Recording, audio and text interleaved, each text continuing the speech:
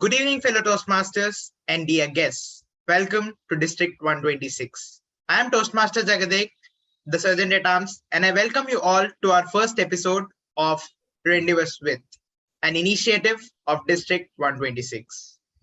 Let me start by sharing the district mission. We build new clubs and support all clubs in achieving excellence. Some points to remember about this session. 1. During the course of this session, we will abide by the core values of Toastmasters International of integrity, respect, service, and excellence. 2. Guest audio and video has been disabled momentarily.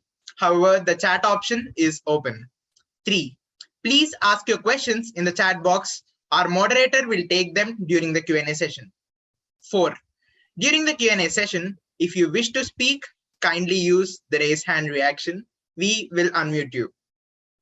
I would now like to invite our District Public Relations Manager, Distinguished Toastmaster Mayuri Asudani, to formally welcome everyone. Our DPRM Mayuri is a passionate Toastmaster and a French language enthusiast. She served as Area Director, Division Director, and District Chief Judge, and now is serving District 126 as Public Relations Manager. Over to you, Mayuri. Thank you so much, Sergeant at Arms, for that very enthusiastic and warm opening to this session. Thank you so much. Good evening, fellow Toastmasters, guests, and a very warm welcome to the very first episode of Rendezvous with. Rendezvous is a meeting. We are going to be meeting champions, and I'm not going to divulge any further information here. Let me just quickly tell you who we are at District 126. We are the youngest, perhaps, and the smallest district, born only 3 months ago, precisely 3 months and 1 day, on the 1st of July 2022. So yes, there is a lot that we have to do and miles to go before we sleep, the proverbial Robert Frost. But then, when we took over when I stepped in as the DPRM, I wanted to do something where my members would start learning, and we all know we've been online for the last more than 2.5 years. So that's where this whole thing about Rendezvous came forward. And I'm so happy to see that it is now materializing actually into the first episode. I acknowledge also the presence of district officers present in this room. It will be too much for me to name each one of them. Thank you for joining. Thank you also to all those Toastmasters from across the fraternity of Toastmasters beyond our own district who have joined us. A very warm welcome to each one of you here. To help us take this entire session forward, it's not going to be me, it's going to be our moderator, a very special person, Distinguished Toastmaster Smita. Smita has been the District Public Relations Manager before me in District 98. She served as a Division Director, she served as a District Training Manager. On the professional front, Smita works with Deloitte International. On the personal front, I know for a fact, Smita is a foodie. She loves to play musical instruments. She tries her hand at various different interesting hobbies. And give her a car, she's going to hit the road every weekend. Thank you, Smita, for accepting to be the moderator. And I hand you the virtual stage now to take it forward. Over to you, Smita. Thank you. Thank you so much, Madam DPRM, Distinguished Toastmaster Mayuri. And good evening, everybody from District 126. It is an absolute pleasure to be here today evening and speaking to all of you. And of course, it is my special privilege to be moderating this wonderful session today, inviting a very special speaker amongst us. I know there has been a lot of fanfare and a lot of mystery being built up, but I think by now you know who our guest of honor for today's session is. Please help me welcome the 2022 Toastmasters International Video Speech Contest winner, Toastmaster Angela Heath. Angela has been a Toastmaster for 7 years. She started 20 years ago for 5 years, but was forced to take leave as she cared for her young son with cancer. She came back to TI 2 years ago and is a recent member of Find Your Voice in District 46. Angela loves speaking and training in the virtual space. She is the Dean of the Virtual Speaking Academy, which offers certification, training, and coaching, equipping executives, professionals, and entrepreneurs to be more confident, competent, and creative when presenting online. Angela, it is an honor and privilege to host you at District 126. I hope we get to hear from you about your experience, about your journey. And of course, all our members who are tuning in, I hope they take back some amazing inputs from you. So we'll start off with a keynote speech from you, and then we will move to the moderated Q&A. As mentioned by the Sergeant at Arms, to all the listeners who are joining us, please do use the chat option if you have any questions, as and when Angela is speaking, so that we can come back to those questions at the very end. I hope you're as excited as I am. And Angela, I hope you're excited as well. Fantastic. So let's invite her to first start off with her education session or keynote address. Angela, winning virtual speaking skills. Winning virtual speaking skills, Angela.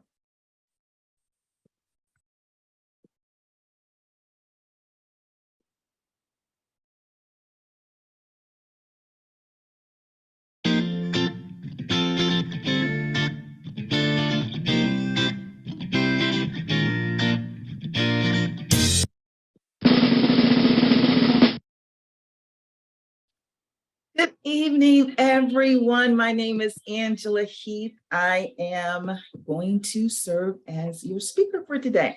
I'm with TKC Incorporated and a member of Online Presenters, the club that I represented in the contest.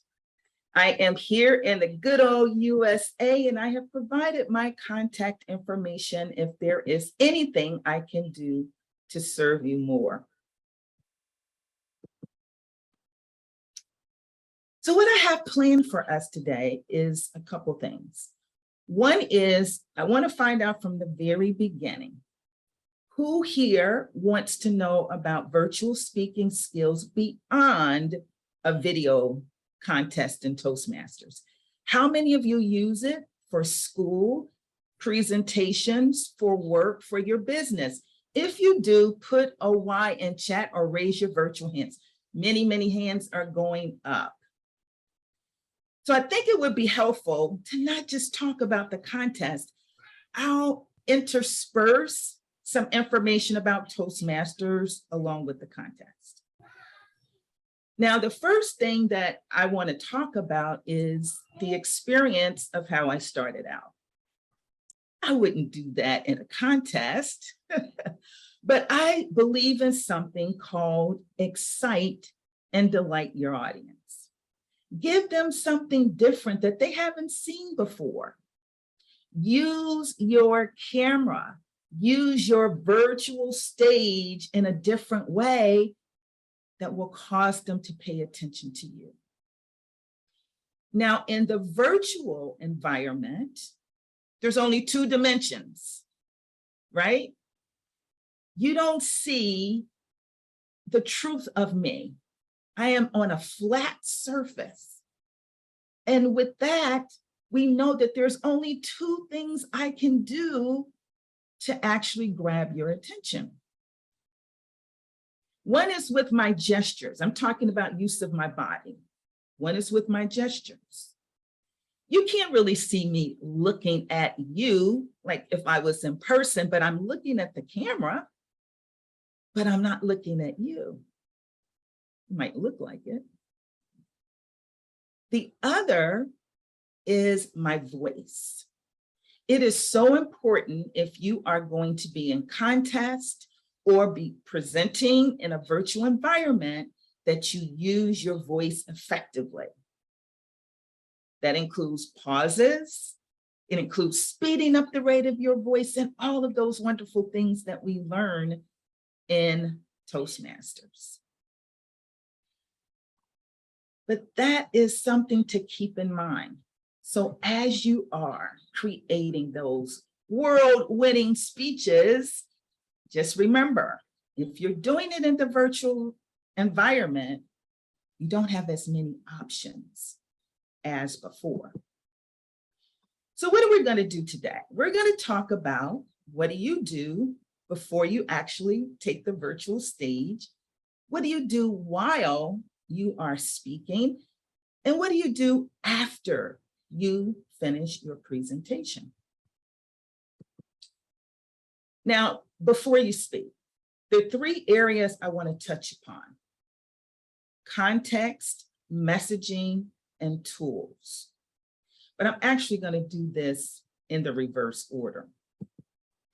I want to do it in the reverse order because I think it's important for you to understand the tools that can help take your speech to a higher level.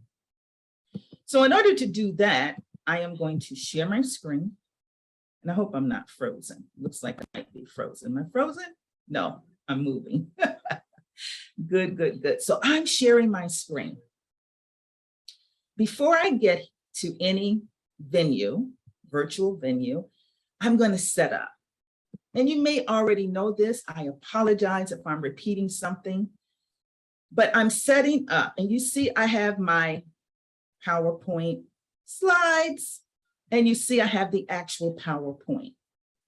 Now, what would my presentation have looked like if I started there? And just a moment, let me get it together.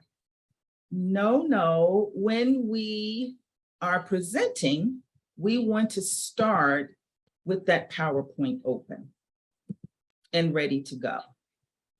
So instead, we're going to select the PowerPoint show view. And when we do that, we can start with a bang. Now, another thing that I want to share with you is a tool that I use. It's called Minicam. There are many tools that you can use, but the one I choose is called Minicam. Now, what you're seeing now is what Minicam looks like. And Minicam used to be free, but I just checked and now they're charging like everybody else. They're charging now, but it used to be free. I think it's something like $49 or $59 a year, but it allows me to show different scenes. So this scene, what you're seeing is that it's just me.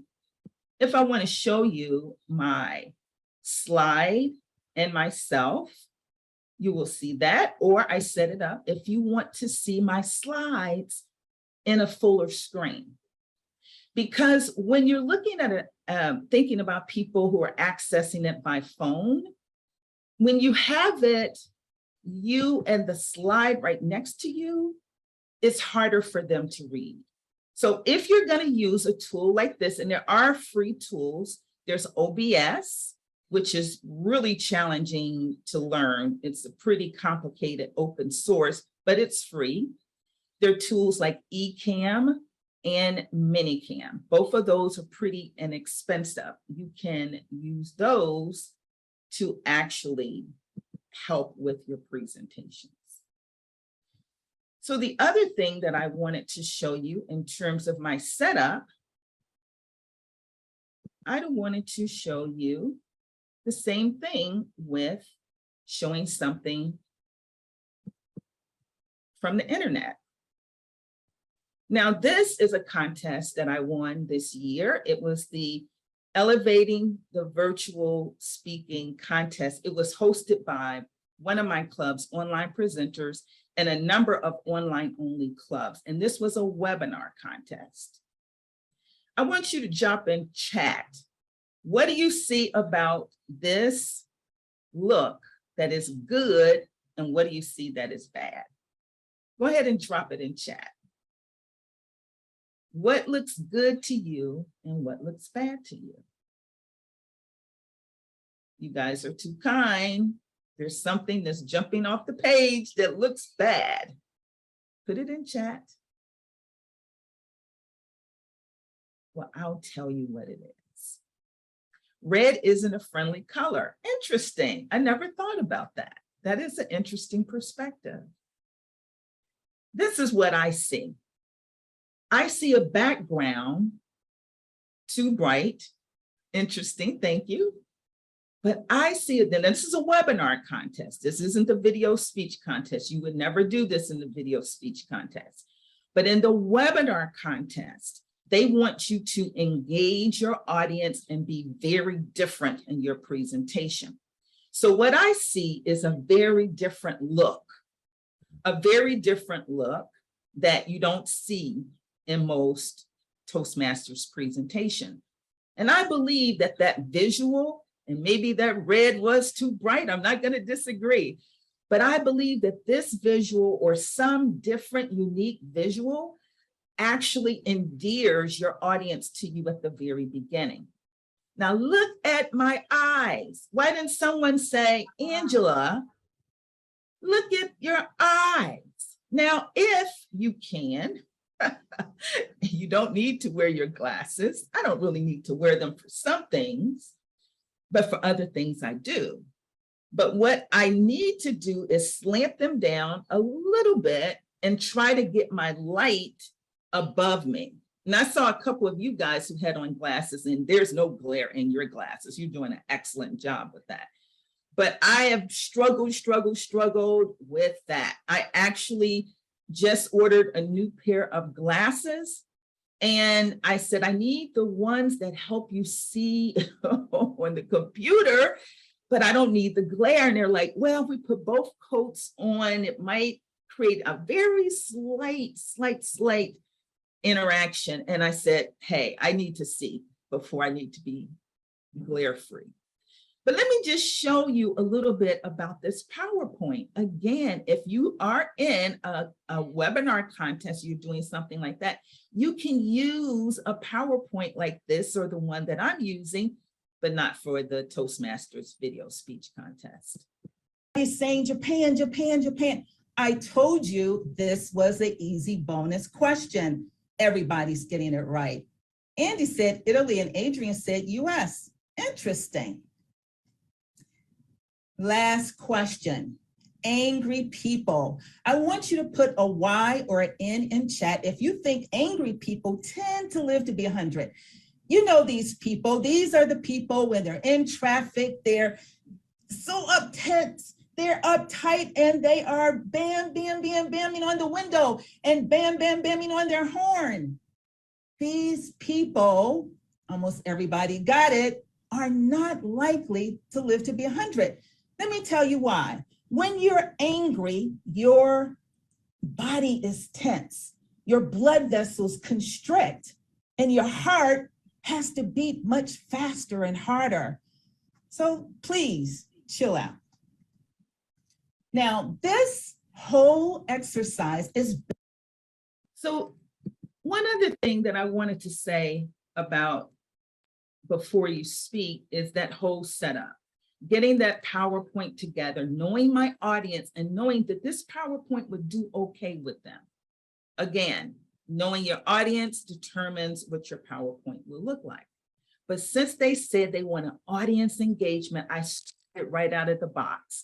I created a game, and those were the game pieces going around the board. And I would ask questions and people were chatting in responses. So if you are going to ask people to chat, you should acknowledge what they said. That's how you engage.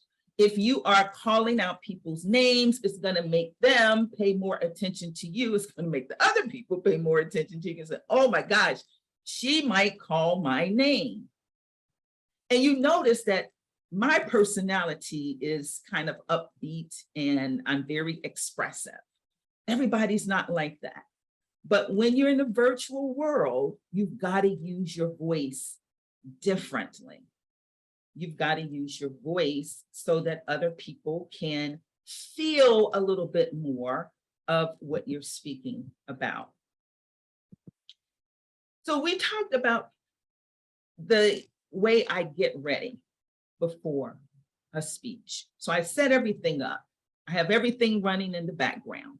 So when I show a screen, it goes right to the resource. There's no more setup. That's one of the worst things, is when you're waiting for your speaker to get set up. It looks very unprofessional. Now let's talk about your message. A message in the virtual environment is very much the same. You're going to use those same great techniques that you've learned to craft your speeches anyway. The only thing about your message that makes it really different is you're going to think about, where can I maybe use something in the virtual environment to accentuate that speech? So maybe if you're in a business setting and you want to get some feedback from your audience, and you guys are pretty quiet, usually I see the chat will light up. So in a situation where it's not lighting up, I would ask for a poll to be created that I would have in advance, a poll on Zoom that I can use if I need to use it, just to get the audience engagement. So before your speech, you need to think about all of these things. And the message itself, really just think about how you're going to excite and delight your audience. The tools, I shared some of the tools with you. Test them in advance. Now, I tested my minicam last night and it was not working. It was not working. I was so upset because I wanted to show this to you, because it makes such a difference when you're presenting and you're not inside of that little box. When you're showing your screen, it's so much more impressive than being stuck up in the Zoom box where nobody can see your expressions, they can't see your smile. So you want to, if you can, have access to these things. The other thing I wanted to say in terms of setup, I have the view that I need to control this, but I also have my computer and my cell phone both set up. So the cell phone, I'm looking at what you see, and then I have what I need to do on my computer. So those are a couple very practical tips about before you speak. Now, while you speak, I talk about three things: camera love, eye contact, and engaging your audience. Now, again, what we want to do is make sure when we can, we make eye contact with our audience. Now, I don't always do the best job of this, but when I'm in a contest, I try to make sure I do. So camera love, the first thing you should do is clean your camera lens. Give your camera some love. Just get something and clean your lens, because you will be shocked at just a little cleaning will make you look crisp, right? More camera love. You always want to look at the camera. And when you are making special points, you can move up a little further and look directly in the camera so that people will know this is a point for them to remember. Now, what about this situation? What if I'm describing a story and there's person A over here and person B over there? How does this look to you? What if I'm telling a story and I'm telling you about this donkey that I had to pull by the ears? He was so stubborn. And I do it this way. I had to grab him by the ears and pull him toward me. That's A. Or how does it look and sound if I do it like this? I grabbed him by the ears and I pulled him forward. That's B. Vote in chat. What do you like, A or B? Just put an A or a B in chat. Basically what I showed you, okay, with B, B, B, B, people are saying B. Now, the balance between looking at the camera and actually acting out, if you have a speech like that, what you want to say is something that you need to practice. Because you remember from the world-winning second place champion, how he would go to the side, sometimes he'd look away, and then he would bring his eyes right back to us.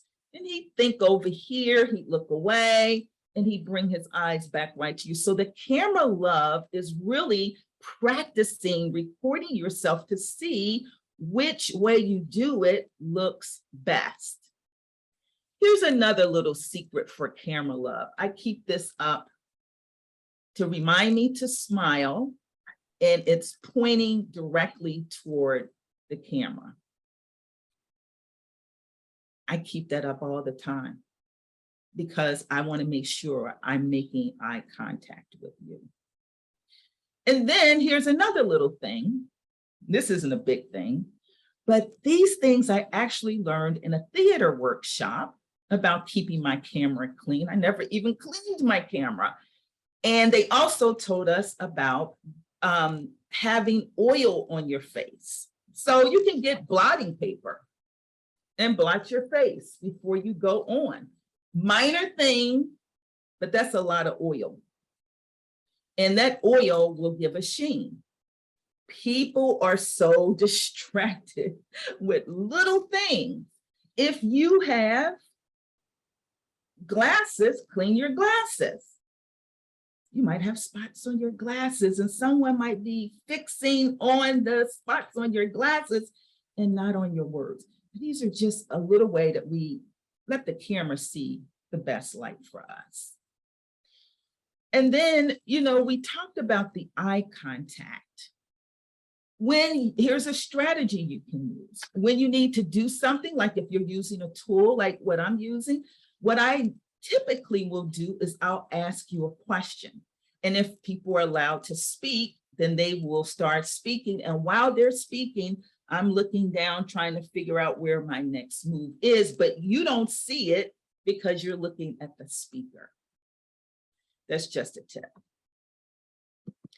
Now, to finish this up, let's talk about after you speak, leave behinds, especially if you are doing, some kind of speaking for work and you need to leave something behind.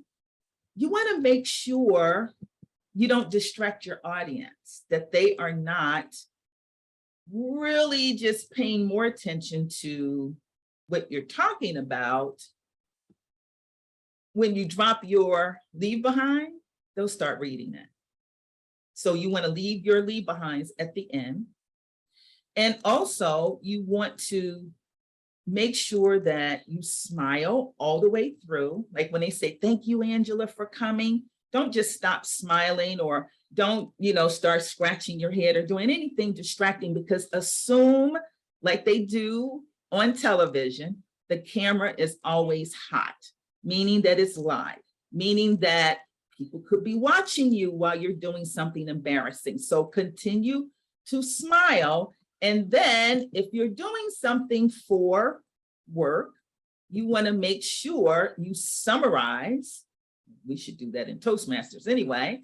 So we've talked about what you do before you speak to get prepared. You want to be prepared, arrive early, have all of your equipment checked, have everything running in the background, test everything before you start. While you speak, we talked about eye contact, keeping your camera lens clean and cleaning your glass. I mean, it needs to sound like minor things, but can I share an embarrassing story?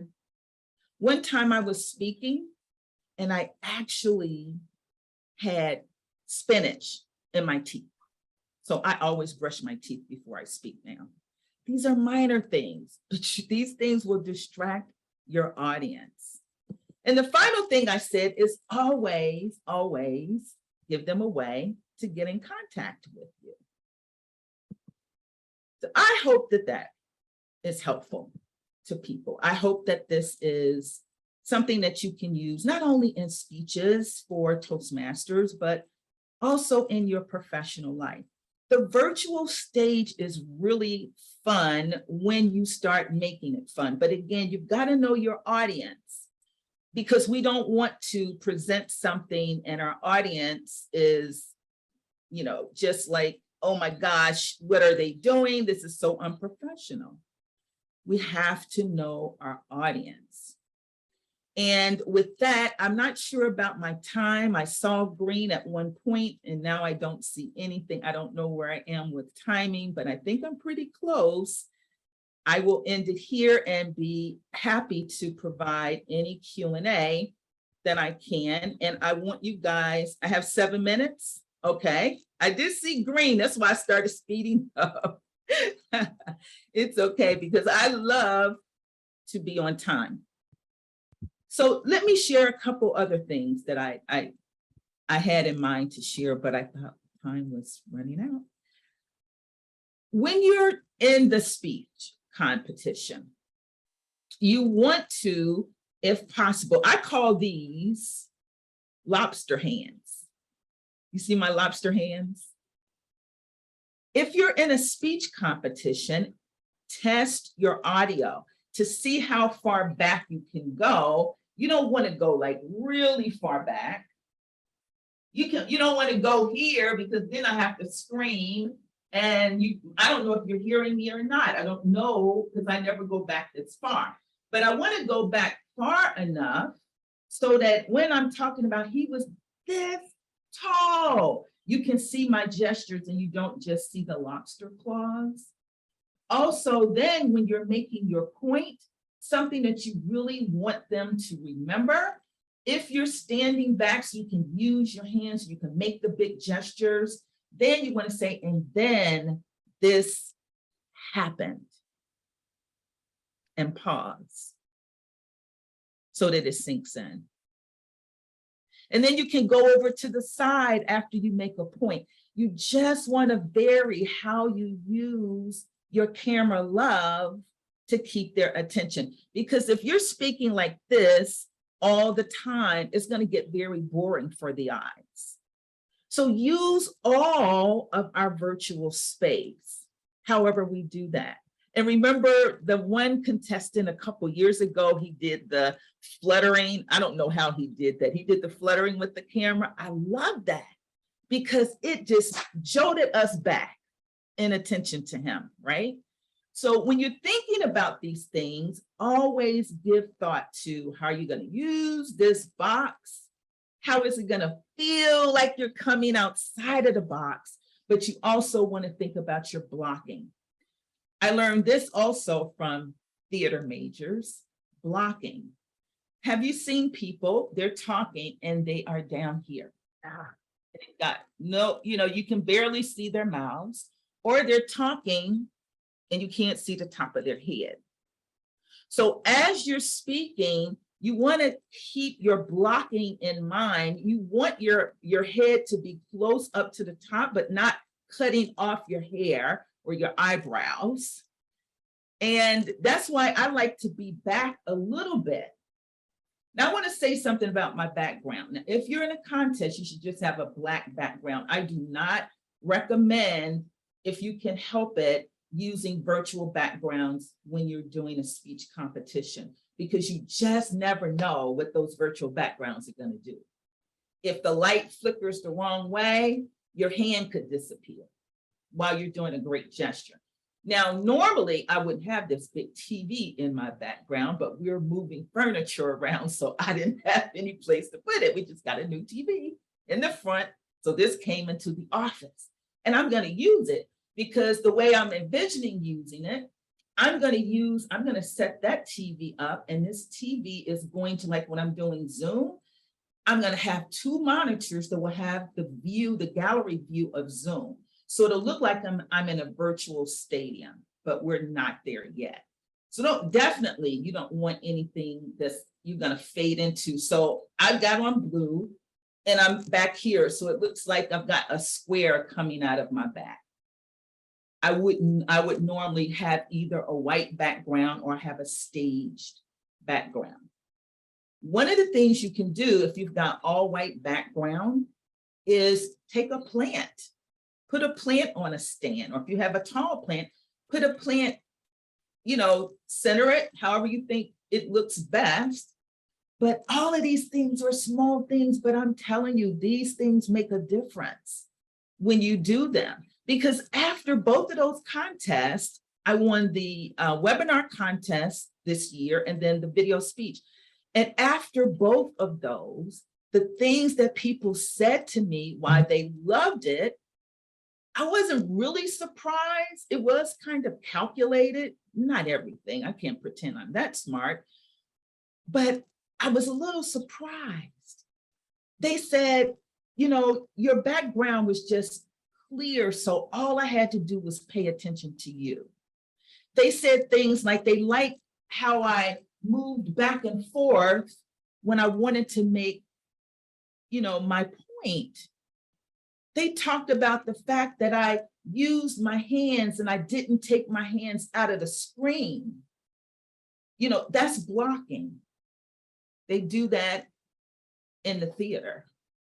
So those are minor things, but things that I hope you would find very helpful as you continue in your virtual quest for the gold. I would love to see what you're going to be doing in the virtual environment, because as I look at you now, everybody looks fabulous.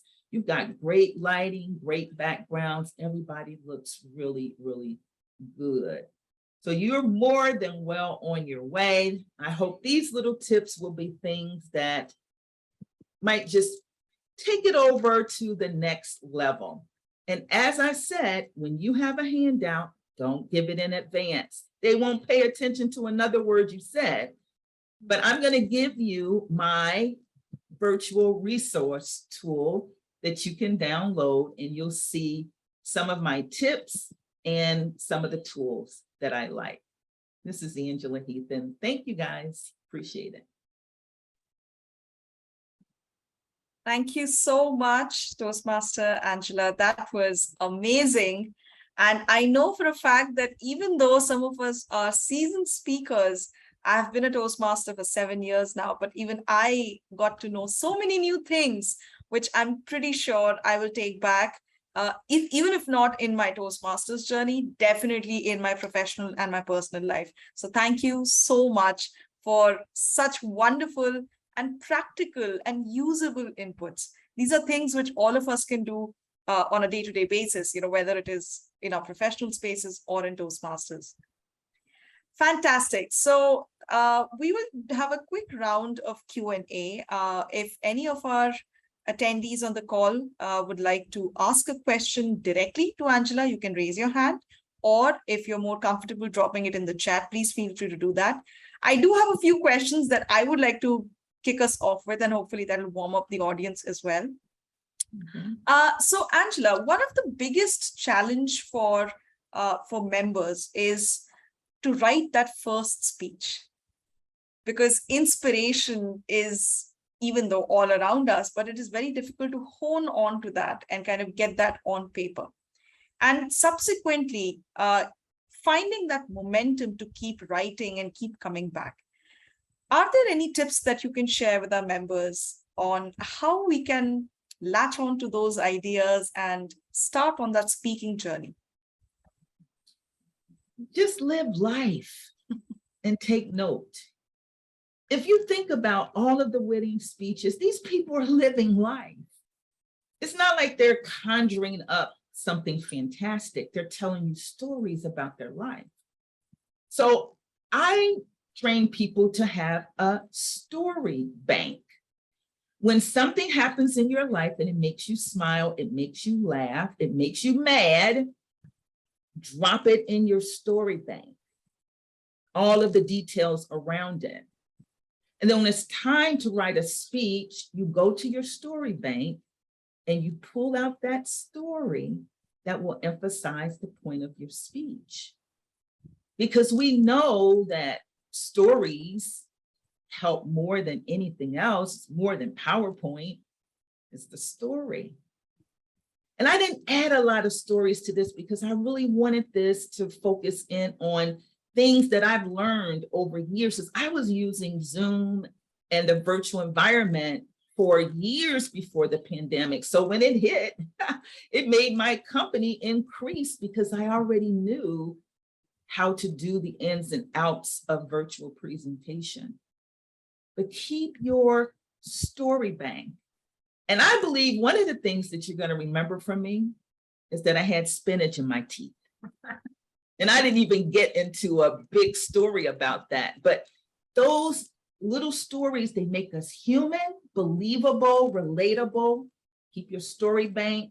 When you're ready to write your speech, just go look through your stories and see which ones are going to emphasize the point you're trying to make. And your story, if it's a true story, you don't even have to think that much about it because you know what happened. You were there. Yeah. So that's my key. Keep your story bank. Brilliant, brilliant. Thank you so much. And it is so relevant because I think most of us, we don't even think that the experiences that we go through may even warrant a speech out of it. I remember this one time when I met a person who was witnessing an international speech contest at the division level, and the story itself was very tragic, and a story about how they kind of came out of that personal struggle. And the person just turned to me and said, "But I have no tragedy in my life. What do I do about international speech contest, or for that matter, any contest?" So that's a good segue to my next question. There is so much that people think that, no, you know what, there has to be a strong message in our speech, and there has to be a story about overcoming struggle and things. What if somebody honestly does not have any of those kind of emotions or feelings to dig into? What could be an alternate that they could take, inspiration from and then drive a story from? I noticed that about a lot of the speakers. They do tend to tell you something where, it's a hero's journey. The story doesn't have to be ours. It can be the story that happened to someone else. That now the light bulbs are going off for us because we realize how their story is relatable in our own lives. So it doesn't have to be our story if we don't have one. I had a kid with cancer, but I don't even usually put that in most of my presentations. Every once in a while I do. And I've got tons of stories from that. But I choose not to first because my son he's not willing to share his own personal story. So I don't feel like I should share too much of his story. But second, because how many people had kids with leukemia? It's not as relatable, right? When you're talking about a story and crafting a speech, the more relatable it is to everyday people, the better. Think about, the no-bake cake, the family tradition. That wasn't a horrible story. It was just a story about being human that everybody can relate to.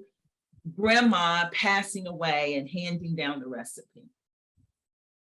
It doesn't have to be a tragedy, but it does have to be something that's relatable, and perhaps there is a lesson that people can walk away with and incorporate into their lives.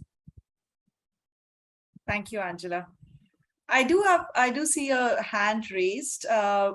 Toastmaster Gangaram, would you like to unmute yourself and ask the question directly? Hi, yes, thank you. Thank you, Smita. First of all, good evening, everyone. Thank you very much, Angela, for sharing that knowledge. I have a question. So when you deliver a speech, especially online, and when your speech has a lot of body language and body expressions, majorly facial expression, and you're delivering in front of people who are connected to you virtually, and you only see them in the tiny boxes.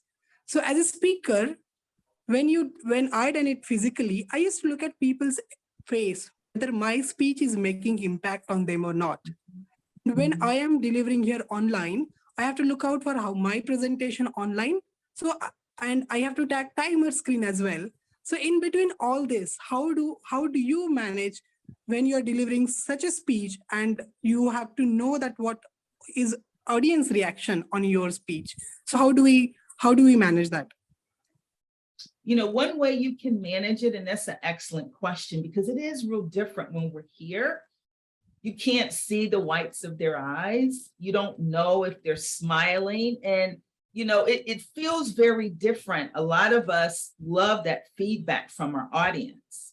And a lot of people, they won't put anything in chat. And that's very discouraging for speakers. So one of the things that I do is, like right now, I have my computer, which is looking at the both of us speaking. It's the speaker's view. And I have my phone. At first I had it on the view that you see, but then I can put it on gallery view. And when I put it on gallery view, now I can see my audience. Is it the same? No. If you have a second TV, like I'm going to use this TV to look at gallery view. And I'll be seeing it on my computer screen because it's in back of me. It'll get raised up and I'll be able to see it. I won't see it perfectly, but it'll give me some insight. But most of what we have to do is know that what we're saying is landing. If you are going to practice a speech in front of a group of people, get your family members, your friends together, practice it, and let them give you some feedback and let you know if it's landing or not. And with your facial expressions is really hard, especially if you have on glasses, because these glasses, the way they cut right across my eyes, so you can't hardly even see my eyes. But if you can take your glasses off and still present, or if you don't have them, then you could get up close to your camera and say, this was a very dark day. And use your voice and get that camera love going so they can look into your eyes. If it's a tragic story and you've got water in your eyes, they'll be able to see it. But I agree with you. It is definitely not as easy. You will not feel the vibe of the audience if they don't participate in chat. Or a lot of times when I work with audiences, I will teach them how to use reactions so that they can tell me, am I doing something good or not? But a lot of times people won't, they'll be quiet. Practice it and assume you're getting the reaction that you want and just keep going. Thank you, Angela. Mayuri, I also saw your hand raised. Do you have a question? Yes, thank you so much, Angela. That was just a little overwhelming for me because, trust me, I never knew that one could actually use so many technology tools. And the way you use the mini cam, I am actually awed completely. I have to do a lot of research on the technology front. One thing that I realized is also that you stand, because the ability to move forward, turn left, the movement of the hands, how I wish all of us, including myself, take that effort to make that speech, stand and deliver, use technology, all that there is at our disposal, because that is what is really driving home now with me, with your presentation. My question too is going forward. I know this is going to be here to stay. The virtual presentations, virtual speeches, it's not going anywhere back to in person completely. Where do you see in the next, let's say 5 years, maybe 7, 8 years, what next do you see? Should we be preparing ourselves for? Because you've already been way ahead the rest of us. So what would you be preparing yourself for, and what should we be doing the same? Well, I'm thinking about doing a summit. I did a summit at the very beginning of the pandemic. It was called the Virtual Speaker Summit. Mm-hmm. And we brought the latest, greatest technology and best speakers. We brought all of those to bear at the conference. One of the things that we did not focus in on, because it wasn't there, this was at the very beginning of the pandemic, is what role is the meta space going to play? I understand that there are speeches going on in the metaverse. Somebody was talking about speech competition. Somebody told me that they were thinking about doing a Toastmasters in the metaverse. Now, it won't be an official Toastmasters because Toastmasters International is not fully on board with some of this stuff. We're pulling them like we had to pull that donkey, and look at delivering public presentations is changed forever. Yes.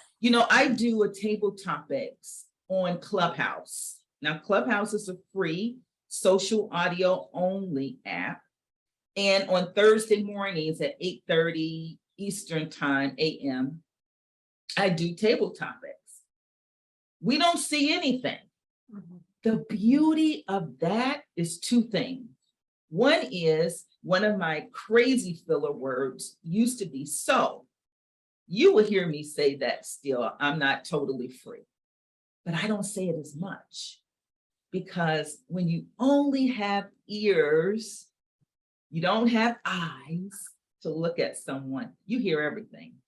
And I kept hearing myself, so let's do this. So let's do that. I do it listening. The other thing that it's taught me, because I try to make table topics totally different. I put them in all kinds of situations for response because that's the way life is. That's the way business is. My voice, my vocals are much better because of Clubhouse. So to me, there's a space for that.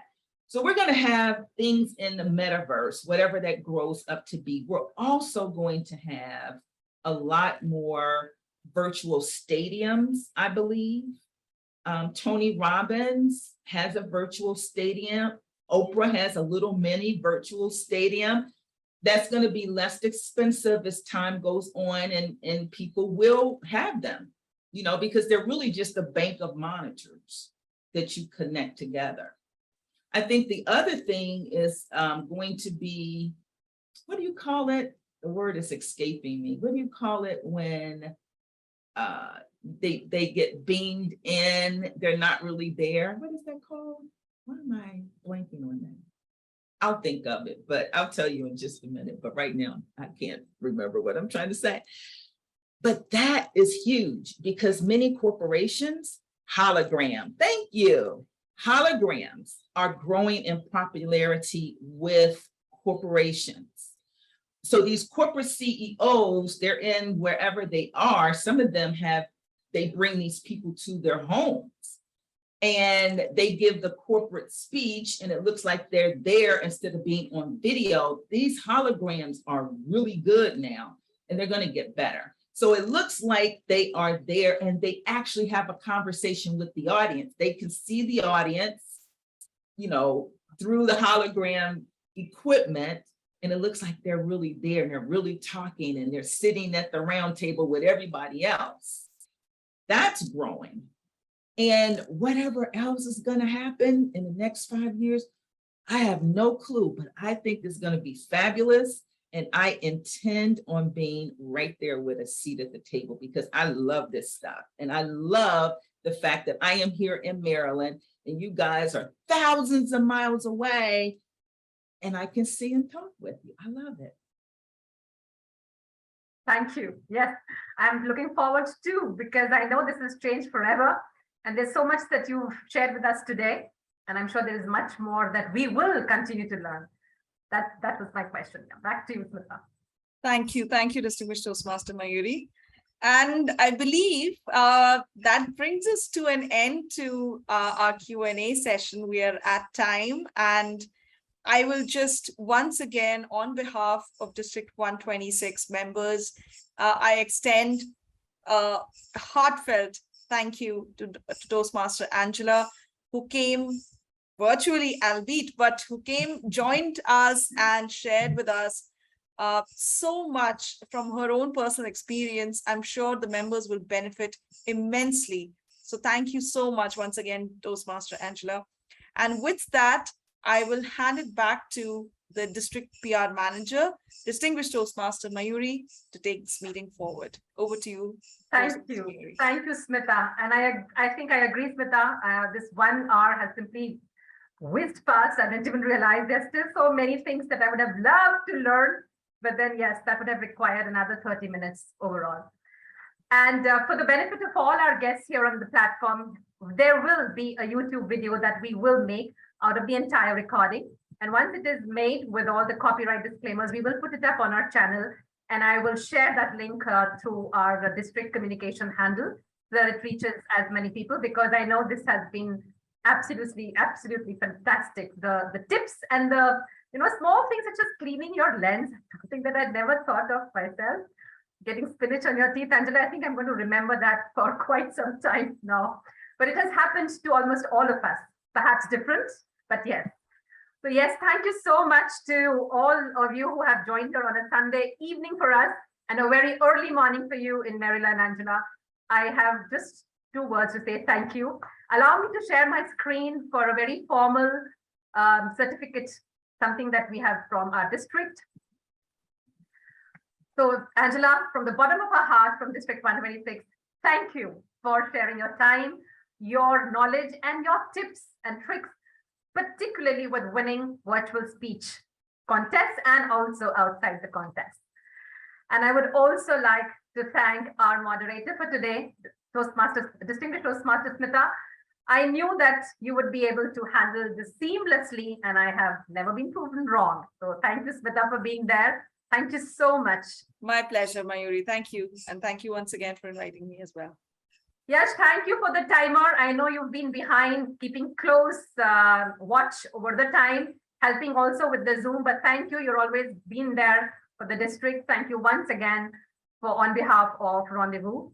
And Jagadeek, thank you for starting and setting the right tone with that enthusiastic beginning as the Sergeant at Arms today in the evening. Thank you, the entire team, for this wonderful putting together of the very first episode of Rendezvous. We will have many more sessions every alternate month with a different champion, a leader in leadership, perhaps, in communication, perhaps. If you have any questions, I hope you've noted down Angela's resource bank that she shared in the chat link, and also her email address. Thank you on behalf of the entire district, Angela, and the team that I have. Thank you so much. On that note, I would request our Sergeant at Arms, Toastmaster Jagadeek, to officially close the session. Thank you, distinguished Toastmaster Mayuri. This has been a great session with so many takeaways. I'm sure each one of us has noted down some points, and I'm pretty sure that we'll use them soon in our speeches. I thank our special guest, Toastmaster Angela Heath, and I would like to extend my heartfelt gratitude to District 126 members, district officers, and members from the fraternity of Toastmasters International who have joined on this Sunday evening. We will keep you posted for our next episode of Rendezvous with. Till then, take care and stay safe. I now officially close this session.